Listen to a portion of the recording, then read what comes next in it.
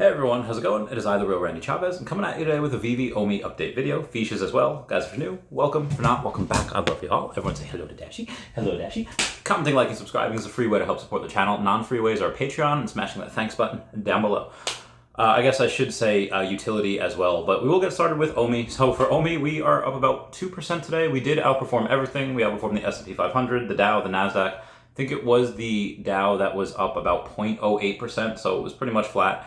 Bitcoin and Ethereum both down about 2% today, so we did outperform everything. And yesterday we outperformed the markets, but yesterday Ethereum and Bitcoin did outperform us. Sorry for the lack of video yesterday. I did have a live. There was other things I meant to go over, just unfortunately didn't have time. But today, the good stuff.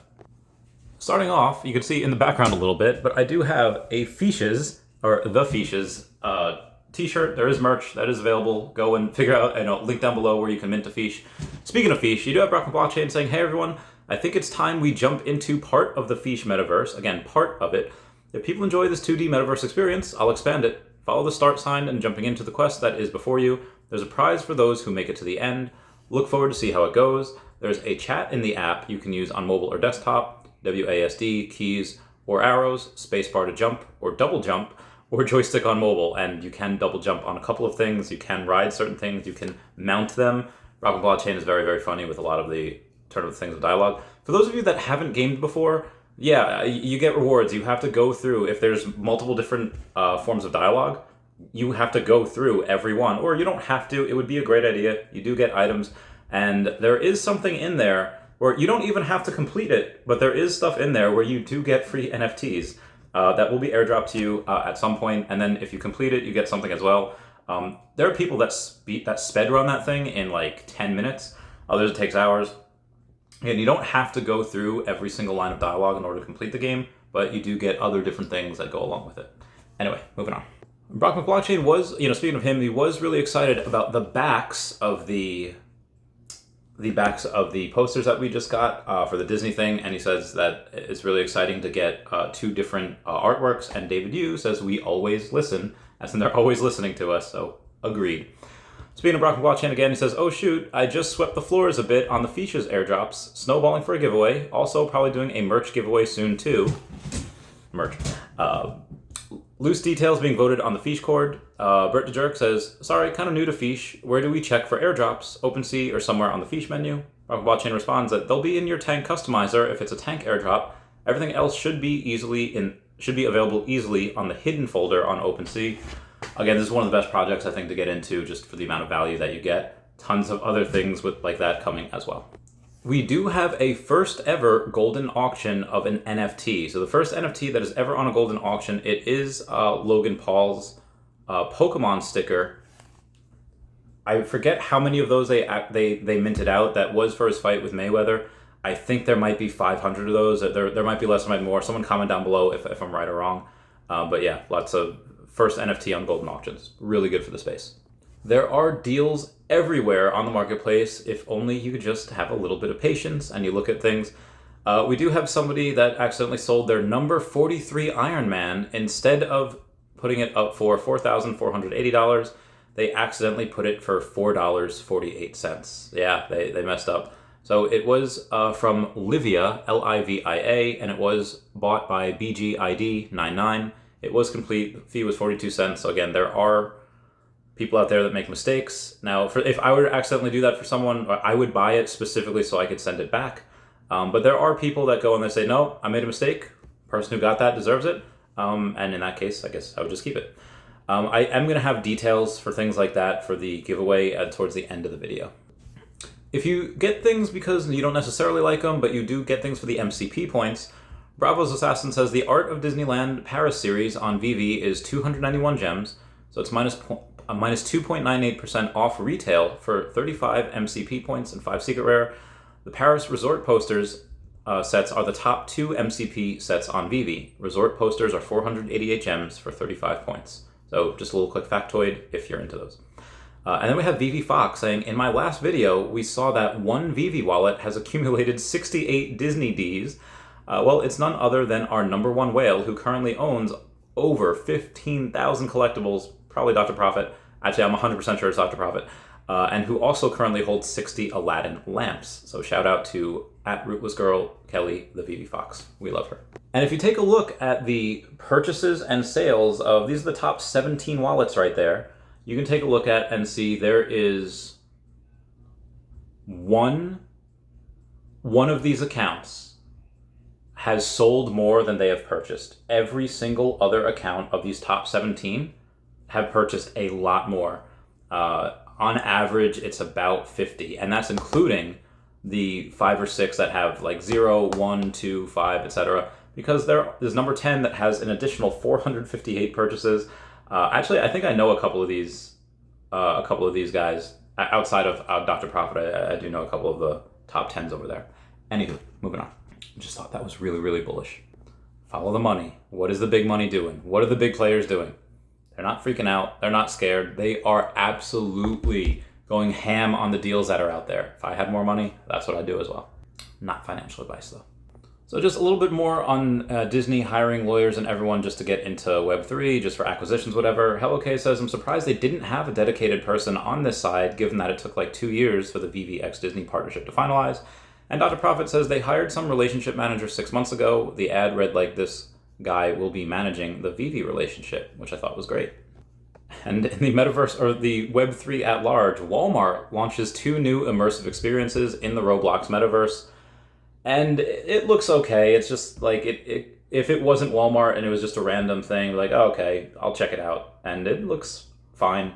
The one that I really am excited for, though, is the Wendyverse. No, not Wendy Stibalis. It is Wendy's, like the home of the Baconator, home of Dave's Fries. It's just, it just looks really fun. Look that up on YouTube. So I did have a question from a subscriber. I do take these every now and then. Obviously, I answer YouTube comments first. Well, actually, the Patreon comments first for those that are in that top tier. I have to make another one because that top tier has been X'd out. Again, more on that in another video.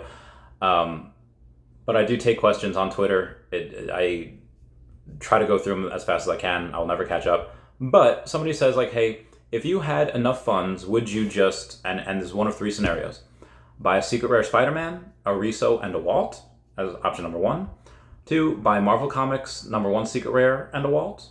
Or number 3, buy AF-15 Secret Rare and a Riso. And I said either option 1 or 3. 1 would be the Secret Rare Spider-Man, a Riso, and a Walt. And the third one was being a buy AF-15 Secret Rare and a Riso. But I said I was leaning towards 1, though, just because Riso's part of that. The Riso and the Walt are, God, those are so good. And that Secret Rare Spider-Man is like, geez, like number 1 on the app, I think. So that's just my opinion for that. You know, not financial advice. That's just what I would do. So I had somebody ask that. I was like, okay, well, I think that should be public, my opinion on that. So it is. There we go. Shout out to Eva from Veveversity for giving us an amazing recap on the Reese and the all the French people going on there. So she did translate it into French as well, but for the English one, the most recent stream that Reese did, Q3 priorities are still on track, which is MCP Phase 1, OUP Stage 1. The crypto pay-in is really, really big. Gem and collectible transfers, basically under review by legal. It might not come back in the same capacity. It probably will come back at some point, but it just might not be the same way.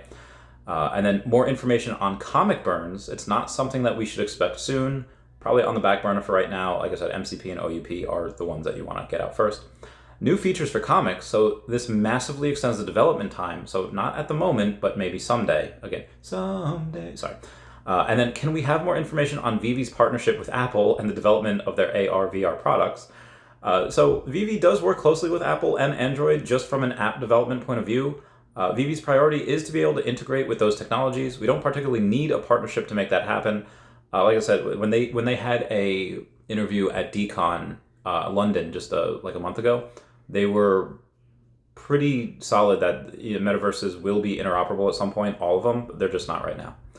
So when asked if they could share any alpha with us, Eva reports that the OUP has a burn reward system, and I've gone over that with length with HelloK the other day. It says anytime that you spend OMI tokens, you will also get some reward points back, which can be redeemed for other items. So that really incentivizes you to use OMI tokens as opposed to just normal gems or normal whatever.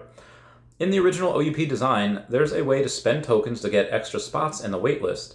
In the new OUP version, we're also introducing silver and gold tickets that you can earn through staking, and that can be redeemed for 2 things that we haven't disclosed yet. So it's things that haven't been disclosed yet. If it's not a spot in the wait list, it might just be a guaranteed collectible, or it might be something in the Veveverse. Hopefully something with land, or maybe items in the Veveverse. I'm not 100% sure. Anyhow, moving on. And speaking of Veveverse and land, remember that Alluvium's land sales added to about 75 million in a bear market. What's it going to be when we have different partnerships in the Veveverse and you can buy land next to really awesome things, and maybe we're at the end of the bear market by that point? So Jeremy Padawer had some interesting things to say over on the Instagram and the Twitter, saying the lower barrier of entry and the higher the potential financial benefit equals the most fraudulent activity. So low barrier to entry, high potential benefit, most fraudulent. The higher barrier to entry and the lower potential benefit equals the least fraudulent activity. Just be aware with investments, it is a continuum. He also goes on to say that I've been giving Web3 a lot of thought. This concept of low barrier of entry and high profitability matches the collectible NFT craze perfectly. So much fraudulent activity surrounding the space in the name of art and the power to swing the artist and creator. The irony of NFTs are that there will be some significant utility outside of collecting and tracking royalty payments, digital goods like music, and much of that true utility will be delayed as the layer upon layer of distrust is peeled away from this collectible era. For the promises of so many bad actors in the collectible and art space, 99% of these programs are heading to zero. I've said that many times, I agree 100% with him right here. So many questionable promises. Early on, the art and collectability was pure, early movers, but as 10 clubs became 1,000 clubs, and then 1,000,000 clubs, the fraudsters came out in droves. Same in crypto. Too much over-proliferation of currencies. There are 20,000 plus cryptocurrencies with a total market cap of just under $1 trillion US. Bitcoin and Ethereum make up about 60% of that market cap. So the other 40% is split between 20,000 contenders, many overpromising and underdelivering. Again, low barrier to entry, very profitable, and went through fraudulent activity and too many promises. He says to diversify and diversify, have many forms of investment, and beware with the low barrier of entry and a lot of profitability for the founders. Obviously, I do think OMI is one of the outliers on this. This is the one that is the exception, not the rule. The exception where they have accomplished many different things. Again, why I put $500,000 into it, and also because just the team and just the space at large is going to grow a lot. Anyhow, moving on. Reese had posted about getting his favorite golden moment. It was the golden David Yu. I actually got one as well. David Yu says you've got your third wish. That might have been his third wish. So I do not believe this theory at all. It's just really fun. It's a conspiracy theory in another world where Kryptoni says that's why I think Veve is a Disney incognito startup and they created it to test the market. I think they already own some of Veve. Pure speculation though. The fact that Veve would be a Disney startup that's incognito is one of the greatest theories. Again, I don't actually believe it. It's just really funny to me, and I like bringing those things to light. And just to clear it up, Brockman Blockchain says, no, I don't believe they have a stake in it. It safeguards them while letting them make bank. And a little more advertising for us. CoinMarketCap, which has about 5.6 million followers, says Disney is suiting up as it prepares to delve into the world of Web3 with NFTs, blockchain, metaverse, DeFi. And then Dr. Profit goes in and says, I had this bad boy since November of last year, and he breaks out his partner statue. In other news, we do have the vehicles of Star Wars, as are varied on iconic the characters themselves. This collection showcases an assortment, sure to be an exciting addition to your showroom. It does show the TIE fighters over there. You could have a normal TIE fighter, you could have Vader's TIE fighter. It does say an assortment, so I don't think there's just going to be two. I think a lot of these are going to be spaceships. You might have Naboo cruisers, you might have X-Wings, Luke's X-Wing. So I could picture a way for them to double dip is instead of having like a Naboo cruiser or Naboo starfighter, they have the silver one that not Boba Fett, not Jango Fett. Oh god, Mando, the Mandalorian has Din Djarin, and you could have the normal X-wing, and then you can have Luke's X-wing, normal TIE fighters, and Vader's TIE fighter. I think that would be really cool. It's a really way for them to like double dip, make a lot of money, and I'm all for it. I love these things. I have people already, a couple of whales that are stacking thousands of gems in preparation for this, because these are iconic.